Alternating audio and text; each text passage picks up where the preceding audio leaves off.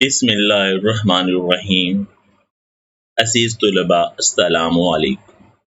आज हम पढ़ने जा रहे हैं ह्यूमन आई का स्ट्रक्चर और वर्किंग, साख्त और काम करने का असूल। तो आइए सबसे पहले इसके मुख्तलिफ हिस्सों पे नज़र दौड़ाते हैं। अगर ह्यूमन आई को आप साइड व्यू में देखें तो आपको इस तरह से दिखेगी, फ्रंट व्यू में देखें तो कुछ ऐसे दिखेगी। अब इसके मुख्तलिफ हिस्सों पे नज़र दौड़ाते हैं। सबसे पहला जो हिस्सा आपको नजर आएगा वो एक झिल्ली नुमा मेम्ब्रेन है, ट्रांसपेरेंट, जिसमें से हम आर पार देख सकते हैं।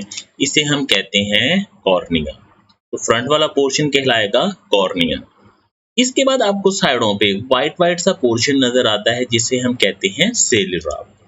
इसको भी अगर हम हटा दें तो आपको दरमियान में कलर्ड पोर्शन नजर आता है। यानी अगर आप में से किसी से पूछा जाए कि आपकी आंखों का रंग क्या है, तो किसी की आंखों का रंग ब्लैक होगा, किसी का ब्राउन होगा, किसी का ब्लू होगा। ये जो कलर्ड पोर्शन है इसे हम कहते हैं आइरस। जैसे इस आइस में आप देख रहे हैं, ये ब्लू वाला कलर्ड पोर्शन है जिसे हम कहेंगे आइरस।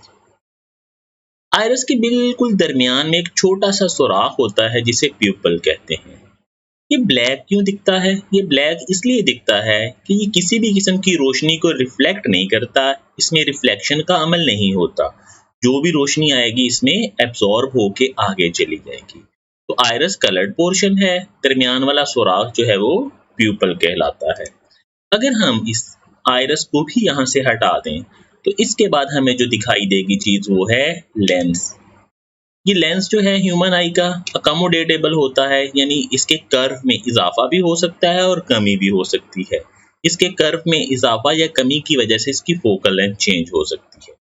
फिर इसकी साइडों पे जिनमें से थामा हुआ है इन्हें हम कहते हैं सैलरी मसल्स। ये सैलरी मसल्स क्या करते हैं? ये लेंस की शेप को कंट्रोल करते हैं कि कब इसका कर्व कम करना है, कब इसका कर्व ज्यादा करना है। तो ये था स्ट्रक्चर हमारा। स्ट्रक्चर में हमने पढ़ा सबसे पहले कॉर्निया है, उसके बाद क्या है, आइरस है कलर्ड पोर्शन, उसके दरमियान में छोटा सा होल प्यूपल है, फिर लेंस है, और लेंस को साइडों पे जिन्होंने थाम रखा है वो है सैलरी मसल्स। अब आइए इसके काम करने का असूल, वर्किंग प्रिंसिपल देखते हैं। हमारे पास कोई भी जो ऑब्जेक्ट है जो हमारे सामने पड़ा हुआ है, कोई भी आप चीज देख रहे हैं, दीवार है, सामने वाली पेंसिल है, कोई ऑब्जेक्ट पड़ा है, वहां से रोशनी की रेस निकलेंगी और सबसे पहले आके टकराएंगी कॉर्निया से। अगर आप गौर करें तो कॉर्निया का structure like a convex lens. आपको याद होगा कन्वेक्स या कन्वर्जिंग लेंस है, अंदर की तरफ को ये रेस को बेंड कर देगा। तो कॉर्निया क्या करेगा? अंदर की तरफ बेंड करेगा।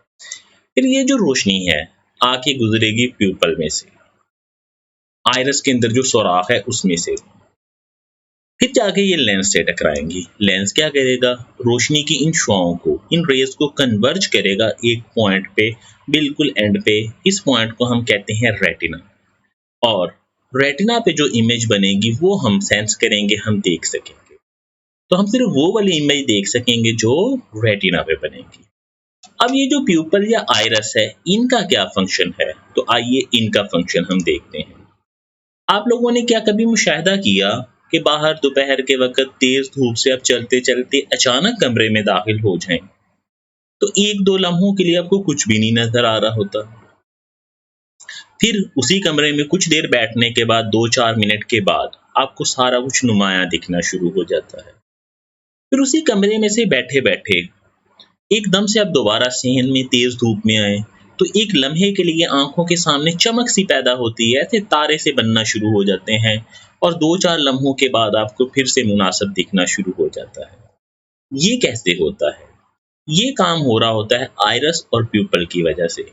ये जो हमारी आंख के दरमियान में छोटा सा सुराख प्यूपल है, ये फैसला करता है कि कितनी रोशनी अंदर जानी चाहिए। अगर डिम लाइट है तो ज्यादा रोशनी को अंदर जाने देगा, और अगर ब्राइट लाइट है तो कम रोशनी को, यानी मुनासिब रोशनी जाएगी। अगर डिम लाइट होगी तो क्या होगा? प्यूपल ऐसे फैल जाएगा और बड़ा हो जाएगा। यही वजह है कि जब आप डार्क रूम में बैठे होते हैं तो ये प्यूपल फुल फैल चुका होता है और ज्यादा रोशनी आपकी आंखों में जा रही होती है, और ज्यादा रोशनी की वजह से चीजें नुमाया दिखती हैं। अब इसी हालत में जब आप एकदम से सहन में धूप में आते हैं तो ये प्यूपल के फैले होने की वजह से रोशनी की मिकदार ज़रूरत से भी ज़्यादा आंखों में जाती है और चमक पैदा होना शुरू होती है। तो अगले ही लम्हे क्या होगा, ये दोबारा से सिकुड़ना शुरू हो जाएगा, सुराख छोटा होना शुरू हो जाएगा और एक बार फिर से मुनासिब मिकदार में रोशनी आपकी आंखों में जाएगी। तो प्यूपल का काम क्या है, कितनी रोशनी आंखों में जानी चाहिए इसको कंट्रोल करना। अब इसके बाद अभी मैं आपको बता रहा था कि आप सिर्फ उस ऑब्जेक्ट को देख सकेंगे जिसका इमेज रेटिना पे बने, यानी यहाँ पे। अगर थोड़ा आगे बना या थोड़ा पीछे बना वो आप नहीं देख सकते। लेकिन हम लोगों ने कन्वेक्स लेंस की जब रे डायग्राम्स पढ़ी थी तो उनमें हमने पढ़ा था कि अगर ऑब्जेक्ट 2f से पीछे हो तो इमेज कहाँ पे बनेगा, f और लेंस के f और 2f के दरमियान। फिर हमने पढ़ा कि अगर ऑब्जेक्ट 2f पे है तो इमेज कहाँ पे बनेगा, 2f पे बनेगा। अगर ऑब्जेक्ट f और लेंस के दरमियान में है तो इमेज कहाँ पे बनेगा, 2f से भी पीछे। अब ह्यूमन आई में ऑब्जेक्ट दूर वाला हो वो भी हम देख लेते हैं, पास वाला हो वो भी हम देख लेते हैं। ये तो नहीं होता कि दूर वाला हमें ना दिखे या पास वाला ना दिखे, सबके सब दिखते हैं। तो ये सबके सब कैसे दिखते हैं, सबके सब की इमेज रेटिना पे कैसे बनती है? तो ये सबके सब की इमेज रेटिना पे बनती है इस अकोमोडेशन की वजह से। अकोमोडेशन क्या है, आमतौर पे लेंस इस मोड में होगा। अगर फॉर ऑब्जेक्ट होगा, दूर का ऑब्जेक्ट होगा, तो सेलरी मसल्स रिलैक्स होंगे, इसको अपनी तरफ अट्रैक्ट करेंगे, खींचेंगे, इसका कर्व कम हो जाएगा। जब इसका कर्व कम होगा तो फोकल लेंथ इसकी बढ़ जाएगी और फोकल लेंथ बढ़ने की वजह से इमेज जो दूर की रेस से आने वाला डायरेक्ट रेटिना पे ही बनेगा। अगर क्लोज ऑब्जेक्ट होगा तो सेलरी मसल्स कॉन्ट्रैक्ट होंगे और कॉन्ट्रैक्ट होकर इसकी शेप को चेंज के कर्व बढ़ा देंगे। कर्व बढ़ने के साथ ही फोकल लेंथ कम होगी और कम फोकल लेंथ f पास होने की वजह से इमेज दोबारा वहीं पे बनेगा। तो ऑब्जेक्ट दूर का हो या पास का हो, सेलरी मसल्स क्या करते हैं, लेंस के कर्व को कम या ज्यादा करके इमेज को बिल्कुल एग्जैक्ट रेटिना पे फोकस कर देते हैं ताकि हम ठीक से दिख सकें। तो अब हम आते हैं अपनी बुक की तरफ। तो अगर हम आइज़ के स्ट्रक्चर की बात करें तो आइज़ का जो स्ट्रक्चर है वो इस तरह से आपको दिखेगा। जैसे आप देख रहे हैं कि ये सबसे पहले आपका आइरस आ गया, दरमियान में प्यूपल है, लेंस है, आखिर में रेटिना। ये ऑब्जेक्ट है जिसका इमेज यहाँ पे बन रहा है। तो human I acts like a camera, कैमरे की मानद है। In place of film, film की जगह retina records the picture, retina पे पिक्चर रिकॉर्ड होगी। I has a refracting system containing a converging lens, इसमें एक कन्वर्जिंग लेंस लगा होगा जो रिफ्रैक्ट कर रहा है। The lens form an image on the retina, lens जो है वो रेटिना पे एक इमेज बनाएगा। In camera the distance of lens from film is adjusted for proper focus. Camera में हम क्या करते हैं, खुद आगे पीछे होते हैं। आपने देखा होगा दूर का या पास का ऑब्जेक्ट हो तो हम कैमरा को लेके आगे पीछे होते हैं, या कुछ कैमरों में ऐसा होता है कि फोकसिंग की ऑप्शन होती है, लेंस आगे पीछे होता है। But in eye, the lens is flexible and change its focal length to accommodate objects.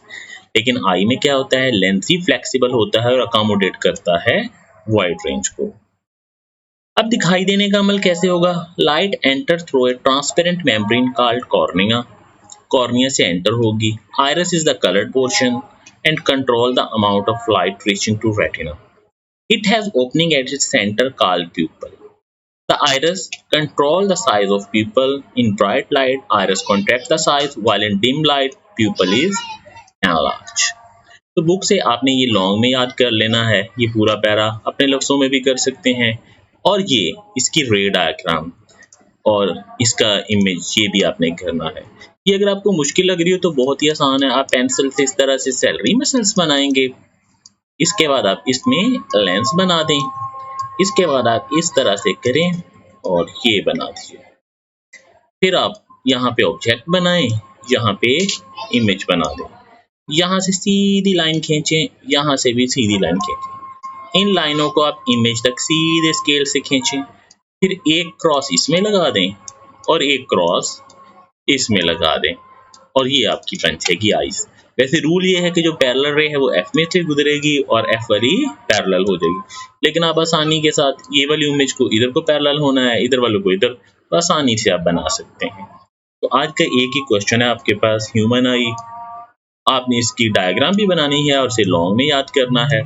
याद करते हुए आप अपने लफ्ज़ों में भी याद कर सकते हैं। अपना ख्याल रखिएगा। अल्लाह हाफ़िज़।